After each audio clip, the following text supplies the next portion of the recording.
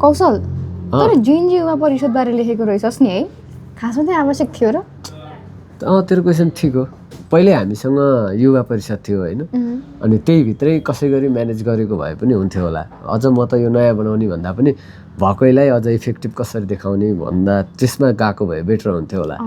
किनभने भने Gen Z protest त्यत्रो त भयो मानियो तर जेनजी परिषदभित्र के चाहिँ रहेछ त भनेर मैले हेरेँ अस्ति लेखेको पनि थिएँ त्यो हेर्दाखेरि त्यसमा खासै त्यस्तो एक्स्ट्रा अलिक फरक भन्ने केही रहेछ अलिकति आन्दोलनको कुराहरू त जोडिएको छ त्यो भन्दा पनि बरु त्यसैमा कसरी जोडेर किनकि युवै हो नि त जेनजी पनि युवा हो अर्को पनि युवा हो त्यहाँ जोडेर अलिकति त्यसलाई चाहिँ इफेक्टिभ बनाउनुतिर सोचेको भए बेटर हुन्थ्यो कि भन्ने मलाई लागेको ए अनि त्यहाँभित्र अरू कुराहरू चाहिँ के रहेछ खासमा त्यसभित्र कुराहरू त आन्दोलनदेखि जोडिएका कुराहरू छन् त होइन अझ यहाँ भन्दा त नपुग्ला त्यो लामै छ बरु मैले अनलाइन खबर .com लेखेको छु त्यसमा गएर हेर्न सक्नुहुन्छ बरु कमेन्ट म तल लिङ्कमा राखिदिन्छु